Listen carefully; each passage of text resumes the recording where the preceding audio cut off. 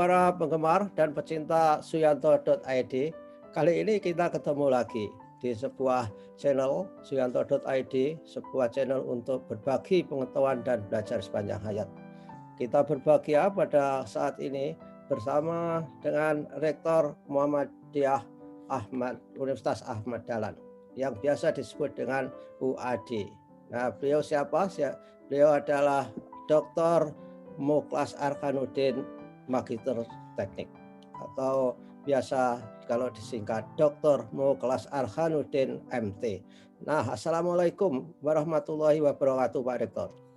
Waalaikumsalam warahmatullahi wabarakatuh. Apa kabar, Pak Profesor Suyanto? Amin, baik, dan kita harus selalu berjuang untuk mencapai kebaikan dan kesehatan. Karena kesehatan adalah bukan hadiah. Kesehatan adalah bentuk dari hasil perjuangan. Nah, ikhtiar. Ya begitu kan, karena COVID kita ini sudah semakin dekat di halaman kita masing-masing. Protokol kesehatan harus ditegakkan dengan baik. Nah, selamat Pak Rektor dan saudara-saudara pemirsa Suyanto.id. Pak Rektor ini secara biologis adalah junior saya, tetapi secara ilmu pengetahuan ini tidak bisa saya mengatakan junior. Beliau bisa juga lebih senior dari saya, karena saya semakin menua, Pak Rektor ini semakin berkibar. Menua juga. Inilah kondisinya. Ya, Pak Rektor, di UAD saya tahu, saya masih hafal bahwa Pak Rektor itu dilantik pada hari Rabu tanggal 9 Oktober 2019. Ya. Di Universitas Ahmad Dahlan di kampus 4. Benarkah saya? Saya kira benar. Jadi karena ya, betul. Ada digital track recordnya di situ. Nah, Pak Rektor, selama memimpin UAD hampir kira-kira 1 tahun ya, 1 tahun ini, apa yang dimiliki UAD saat sekarang ini? Mungkin masyarakat perlu tahu. Karena kalau tidak sayang, tidak tahu, tidak sayang, tidak kenal, tidak sayang. Mari kita kenalkan apa yang dimiliki UAD saat ini, Pak Rektor. Ya, terima kasih Prof. Suyanto dan juga para .id. Pertama, saya terima kasih sudah diundang di wawancara di dalam sesi melalui Suyanto.id. Sebagaimana tadi disampaikan, saya baru 1 tahun ini ya, lebih sedikit menjadi rektor, memimpin Universitas Ahmad Dahlan, dan kami sekarang memiliki mahasiswa hampir 30.000, Prof. Suyanto. Ya, bagus. Ya. 29 ribuan lah sekian ini ya. Kemudian didukung oleh 700-an dosen dan memiliki kampus yang tersebar di arena perkotaan. Jadi kita memiliki arena kampus secara fisik itu ada di dalam kota, tersebar di 5 titik ya. Jadi akses terhadap fasilitas publik ini sangat mudah saya kira ya. Dan selama pandemi ini memang kita menghadapi satu tantangan yang luar biasa ya. Dan ini belum pernah, karena sebelum ini kan saya juga menjadi wakil rektor hampir 3 periode bersama rektor Pak Kasyarno yang lalu, sehingga sedikit banyaklah bisa memahami persoalan-persoalan yang dihadapi oleh kampus kita. Tetapi di masa pandemi ini memang tantangannya luar biasa. Tetapi kita tetap tetap kokoh gitu ya, dan memberikan satu langkah-langkah strategis untuk bisa tetap bisa menjalankan seluruh aktivitas-aktivitas akademik, sekalipun itu sifatnya mitigasi. Tapi kita tetap menjalankan atau mengedepankan pelayanan-pelayanan yang prima kepada mahasiswa. Terutama di masa pandemi ini, mahasiswa kita itu dari sisi finansial juga sudah 2 semester ini, Prof. Suyanto, kita memberikan memberikan keringanan lah dari sisi SPP mereka ya. Ada semacam cashback itu selama ini kita berikan ya. Jadi memang ya apa boleh buat, ini memang sebuah kebutuhan juga bagi para mahasiswa. Yang kedua, kami juga memberikan satu proses ya, memberikan layanan proses pembelajaran yang adaptif, dan sekaligus fleksibel. Sekalipun kami memiliki learning management system ya, di elearning.uad.acid. Nah, ini sebetulnya platform standar yang kami pakai untuk menghadapi pandemi ini. Ya. Dan portalnya sudah established, saya kira cukup user friendly juga bagi mahasiswa dan dosen ya. Namun demikian untuk kenyamanan kuliah mahasiswa sampai semester depan pun kami masih fully online dan masih memberikan keleluasaan ya kepada dosen untuk menyesuaikan platform yang digunakan dengan kebutuhan atau habit dari mahasiswa. Ya, kalau mahasiswa untuk mode sinkron itu terbiasa dengan Google Meet ya, kita persilahkan ya. Tidak ada ketentuan yang sangat mengikat untuk menggunakan LMS yang sudah kita siapkan. Jadi multi platform yang kita sampaikan kepada mahasiswa agar mereka memiliki satu kenyamanan di dalam pembelajaran online ini. Mengingat kalau online ini kan kadang ya membosankan ya. Ya, melihat wajah kita secara online terus ya, nggak bisa diubah, nggak bisa berinteraksi secara langsung ya. Kadang juga ekspresi kebahagiaan, kesedihan nggak bisa tampil secara nyata ya.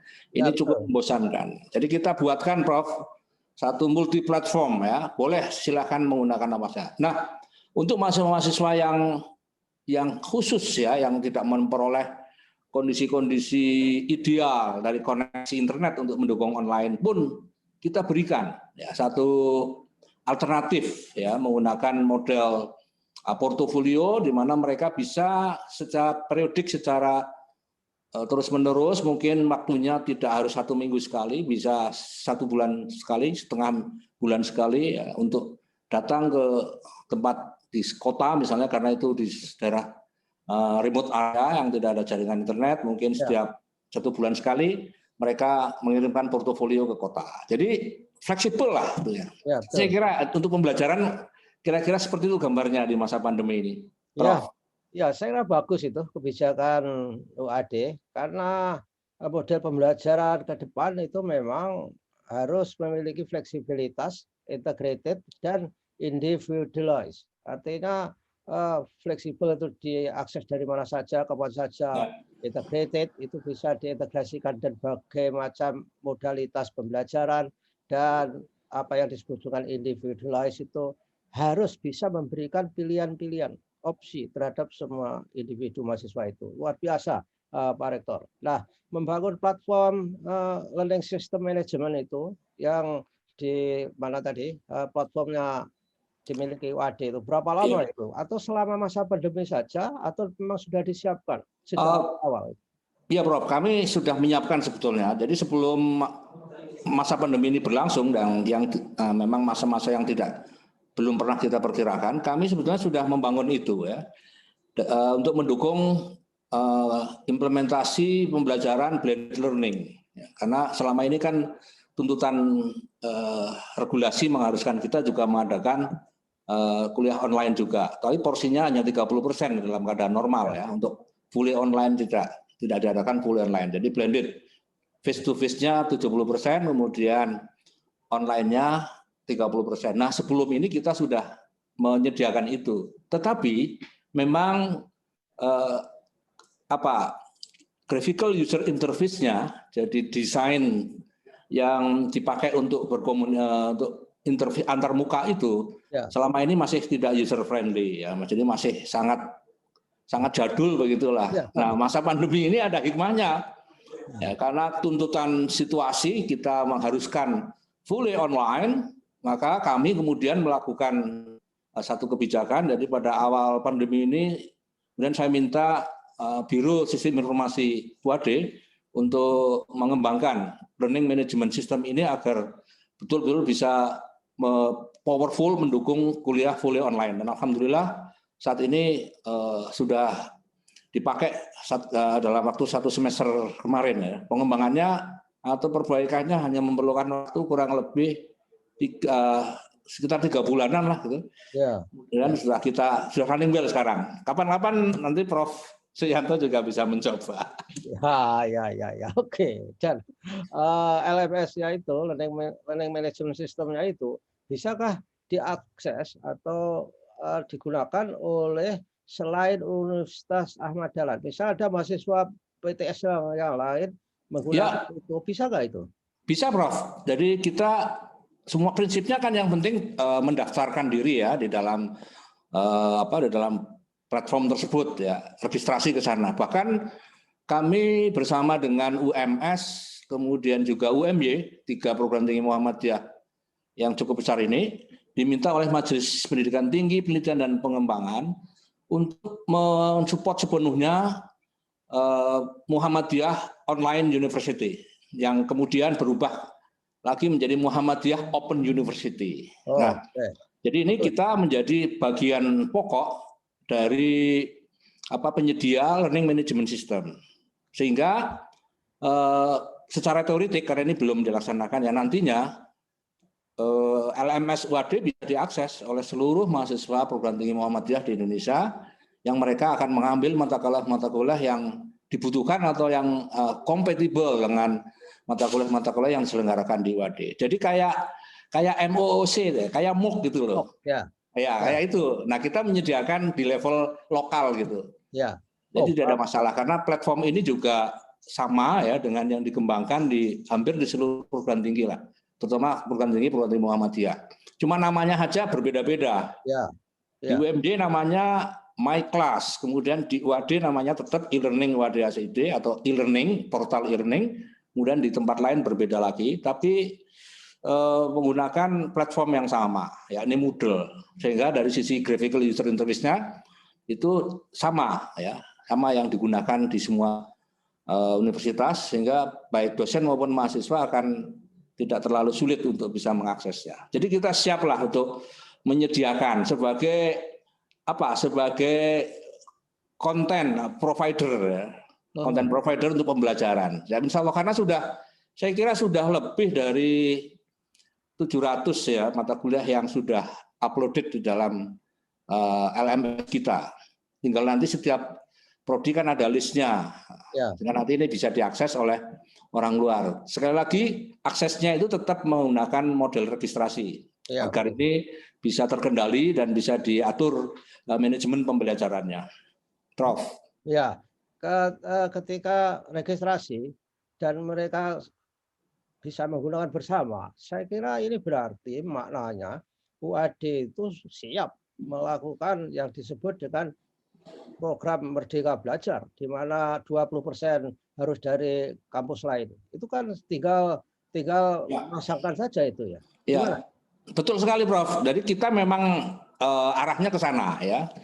Jadi dengan model e-learning yang bisa diakses ini kan oleh semua orang, itu kan menjadikan kita sudah memiliki media ya untuk bisa mengimplementasikan konsep Merdeka Belajar, kampus Merdeka Belajar.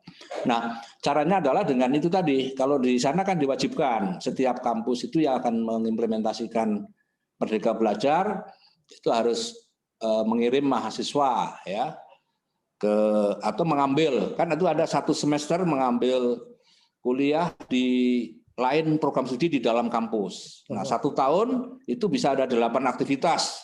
Antara lain adalah pertukaran pelajar, kemudian juga mengambil mata kuliah di industri maupun di perguruan tinggi lain. Nah, untuk itu kita tinggal melengkapi saja nanti. Kalau ada MOU antara UAD dengan perguruan tinggi lain, kemudian kita selenggarakan melalui e-learning UAD ACD. Sudah beres dan selama ini sudah kita laksanakan. Jadi UAD sudah join lah dengan banyak universitas untuk melaksanakan Merdeka Belajar.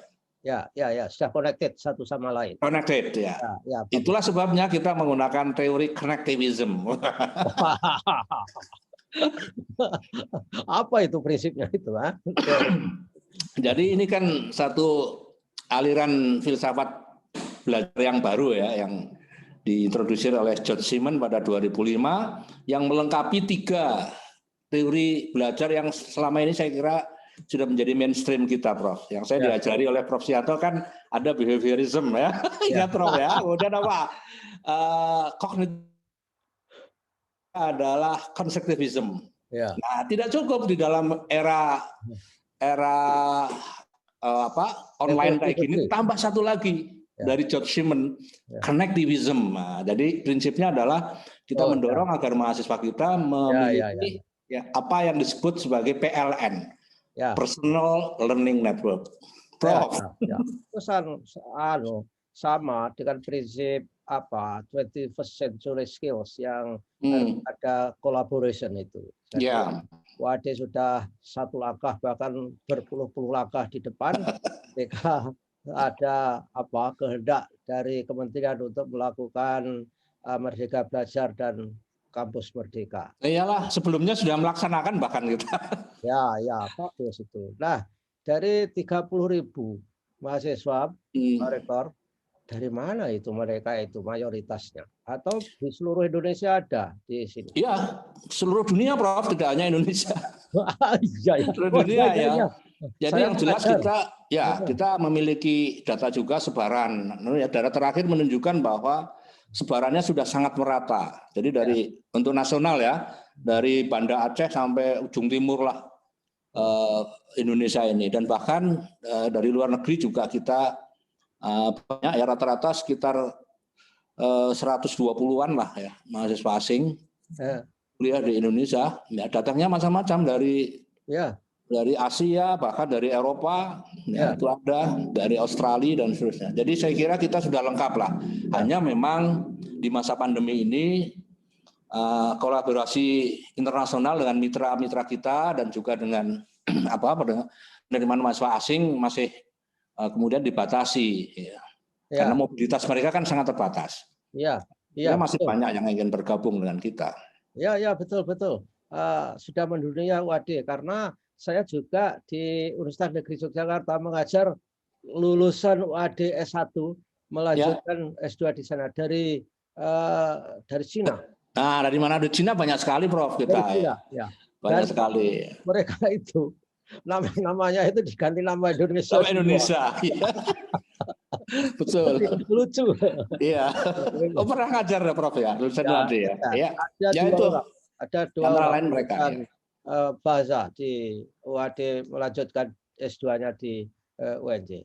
Berarti WAD ini merupakan universitas pemersatu bangsa ini, karena mahasiswanya berasal dari berbagai tempat itu. Ya, saya kira tidak kalah dengan PBB kita. Semangatnya harus menyamai. Iya. Dan kita itu kan inklusif banget ya. Artinya kita semua mahasiswa dari latar belakang apapun bisa kuliah di WAD ya. Bahkan suatu saat kita pernah bertanya di dalam forum wayangan WAD itu, ditanya oleh dalamnya. Dekat Sinden bule itu ya. Oh iya.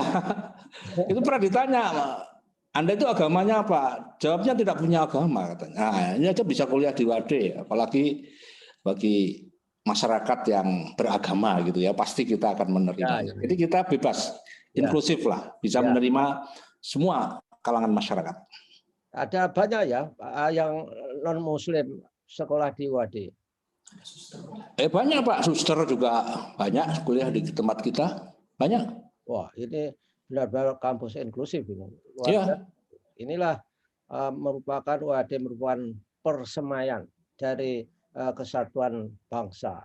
Jadi kita bisa membuat semboyan dari WAD untuk Indonesia. Itu semangatnya. Yang paling favorit mahasiswa itu milih apa di situ, Pak Rektor? Milih ini sastra Indonesia, bahasa dan sastra Indonesia. Itu ya barangkali kan itu jadi apa ya? Menambah ini kan, menambah kompetensi mereka agar bisa juga menjadi tenaga kerja yang kemudian bekerja di Indonesia. Itu ternyata banyak juga ya. Lama-lama khawatir juga ini kalau kita didik kemudian balik menjajah kita.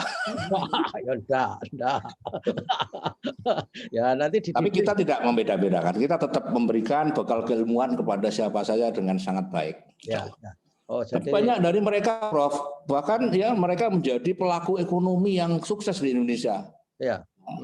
Ya, mereka mendirikan rumah makan. Nah, ini yang kadang ini menjadi apa ya, satu kebanggaan juga lah, karena juga bisa setelah mereka bekerja di Indonesia menjadi juragan katakanlah begitu, mempekerjakan tenaga kerja lokal. Ada yang menjadi eksportir ukiran Jepara dan seterusnya ya. Oh, para mahasiswa asing itu ya? Iya, yang di Indonesia. Jadi saya juga heran mengapa mereka setelah dididik di Indonesia kok lebih sukses ya dari anak-anak kita.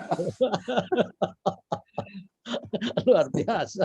Ini yang masih terus kita akan kita coba cloning agar mahasiswa Indonesia yang kuliah di UAD juga menuai sukses yang sama dengan mahasiswa asing, karena proses pembelajarannya juga tidak berbeda, sama. Ya. Oh, itu harus ada ini Pak Rektor, diteliti secara fenomenologi, secara kualitatif. Suatu ketika, kita dorong lah. Saya sebagai mantan keluarga besar UAD, mantan pembesar UAD di bidang penelitian. Nanti kita dorong lah supaya ada riset fenomenologi. Siap ya. Mengapa anak-anak dari asing, mahasiswa asing UAD ketika lulus berbisnis di sini lebih sukses daripada mahasiswa kita sendiri. Betul ya. Yang sangat menarik sekali. Kalau mahasiswa nasional, apa yang mereka menjadi favorit dari fakultas di UAD itu? Kalau fakultas favorit kan masih tetap di bidang kesehatan ya, fakultas kedokteran, fakultas farmasi dan kesehatan masyarakat itu sangat favorit, sehingga ini yang paling ketat ya, tingkat seleksinya yang paling ketat. Kemudian di ilmu sosial ada psikologi dan menyusul kemudian PGSD ya di lingkungan FGIP.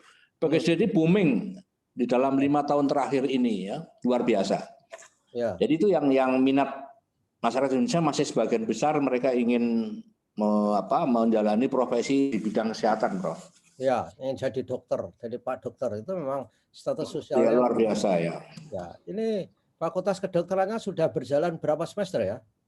Ini sudah 3 tahun lebih saya kira, hampir 4 tahun ini. Dan untuk praktek nggak masalah. 3 tahun lah, 3 tahun. Ya, untuk praktek kan nggak masalah Pak Rektor. UAD kan juga punya rumah sakit di samping. Iya. Kita teaching hospitalnya menggunakan PKU Muhammadiyah Jogja, Prof. Jadi tidak masalah. Jadi kita selama ini bekerja sama dan itu atas arahan Pak Pimpinan Pusat Muhammadiyah bahwa untuk UAD menggunakan rumah sakit pendidikannya adalah RS PKU Muhammadiyah Jogja.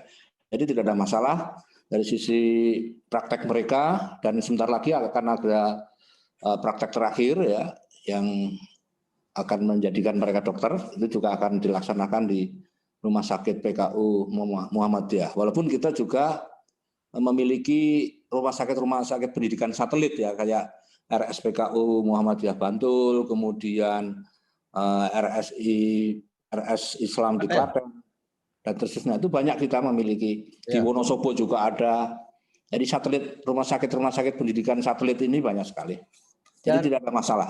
Ya, kan UAD juga kabarnya sudah membeli rumah sakit juga kan? Iya, kita memiliki rumah sakit. Kita baru sudah ada, saya kira 4 tahunan kira-kira, atau mungkin 5 tahunan ini kita membeli rumah sakit ya. Holistika namanya waktu itu. Kemudian kita beli dan kita jadikan rumah sakit UAD, tapi kelasnya D. Jadi ini tidak bisa menjadi rumah sakit pendidikan. Jadi ini salah satu dari rumah sakit satelit. Oke. Nah, ya, jadi ada masalah tetap bisa mendukung proses pembelajaran Fakultas Kedokteran UAD. Oh ya, baguslah. Ya, itulah. Ya, oke lah, Pak Rektor. Ini bincang-bincang kita yang pertama. Saya kira akan menginspirasi para generasi muda bangsa Indonesia mengenai apa yang terjadi di UAD. Mudah-mudahan bergabung di UAD, baik dari Sabang sampai Merauke maupun dari internasional secara global. Amin. Dan insya Allah kita ketemu lagi minggu depan. Dan insya Allah para pemirsa, para pecinta dan sahabat Suyanto.id, demikianlah perjumpaan kita dengan Bapak Rektor UAD, Bapak Dr. Mukhlas Arkanuddin, Magister Teknik. Terima kasih. Assalamualaikum warahmatullahi wabarakatuh. Waalaikumsalam warahmatullahi wabarakatuh.